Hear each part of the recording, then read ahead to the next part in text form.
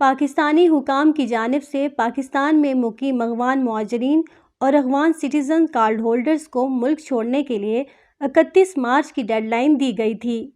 حکومت کے اس فیصلے کے بعد سے افغان شہریوں بشمول مہاجرین اور پناہ گزینوں کو جبری طور پر ملک سے بے دخل کیا جا رہا ہے۔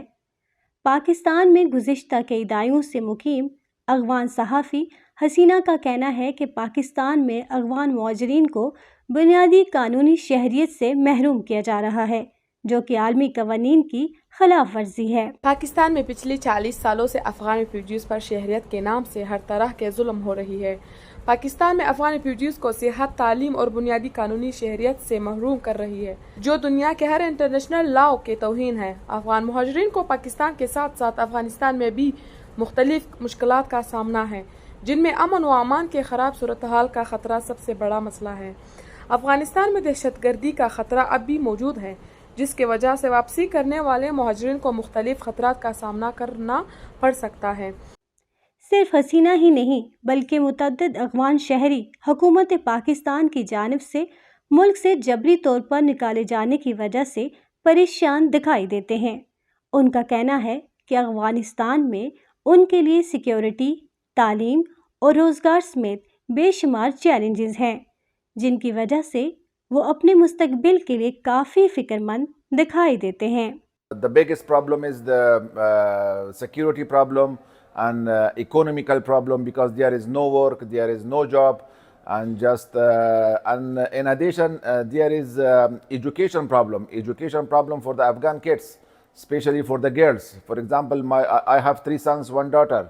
If my daughter don't go to the school, if she don't go to the school, the life is boring for all the family. جنوری 2025 میں وفاقی وزیر داخلہ نے افغان باشندوں کو ملک سے نکالنے کا اعلان کیا تھا۔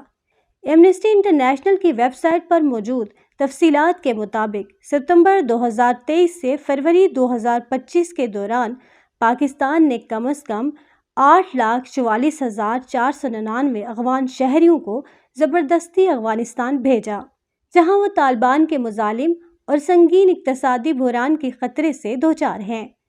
جبری واپسی کا سامنا کرنے والے افراد میں صحافی، انسانی حقوق کے محافظ اور خواتین سمیت دیگر شہری شامل ہیں، جنہیں افغانستان میں طالبان کے ہاتھوں سخت جبر اور ظلم کا سامنا کرنا پڑ سکتا ہے۔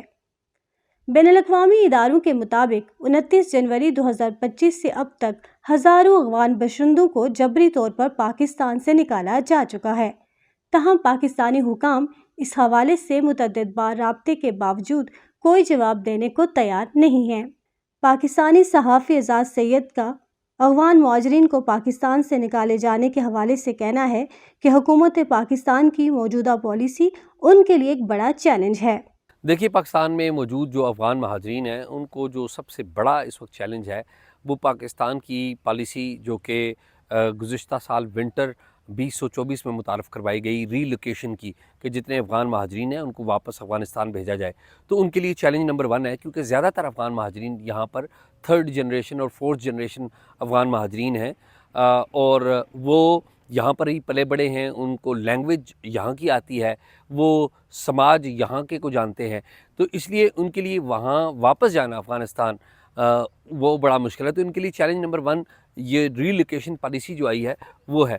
اور چیلنج نمبر 2 اگر آپ بات کریں کہ گورنمنٹ نے کریک ڈاؤن شروع کر رکھا ہے، اور جو کریک ڈاؤن ہے گورنمنٹ کا وہ زیادہ تر 3 صوبوں پہ محیط ہے، 3 صوبوں پہ کنسنٹریٹ ہو رہا ہے۔ خیبر پختونخوا کے علاوہ خیبر پختونخوا میں یہ آپریشن نہیں ہو رہا، بلوچستان میں ہو رہا ہے، سندھ میں ہو رہا ہے، اور سب سے بڑا آپریشن پنجاب میں ہو رہا ہے۔ تو یہ جو لوگ پنجاب میں ہیں یا باقی صوبوں میں ہیں، ان کے خلاف جب کریک ڈاؤن ہوتا ہے تو اپنی جو پراپرٹی ہے، اپنے موویبل اور اموویبل ایسٹس جو ہیں وہ اونے پونے داموں یا بالکل خالی چھوڑ کے انہیں جانا پڑتا ہے، اور ظاہر ہے یہ ایک بڑا ان کے لیے ایک بڑا مسئلہ ہے۔ آپ یہ دیکھیے کہ امریکہ میں وہ الیگل امیگرنٹس کو وہ باہر نکال رہے ہیں، اس کے خلاف پاکستان میں اور پاکستان کی سوسائٹی میں بڑا شور ہے، لیکن یہاں پر جو امیگرنٹس ہیں، افغان امیگرنٹس جو یہاں پر پیدا ہوئے ہیں، پلے ہیں، بڑے ہیں، ان کو ہم نکال رہے ہیں۔ تو یہ جو لوگ واپس جائیں گے تو یقینی طور پہ میرے خیال میں ان کا یہاں پر ہونا سیکیورٹی کے لیے اتنا بڑا چیلنج نہیں ہے جتنا ان کا واپس جانا چیلنج ہوگا۔ پاکستان میں موجود لاکھوں افغان مہاجرین کے لیے یہ غیر یقینی وقت ہے۔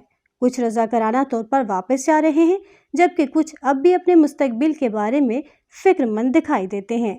سعیدہ فائزہ، JB کنیکٹس، اسلام آباد۔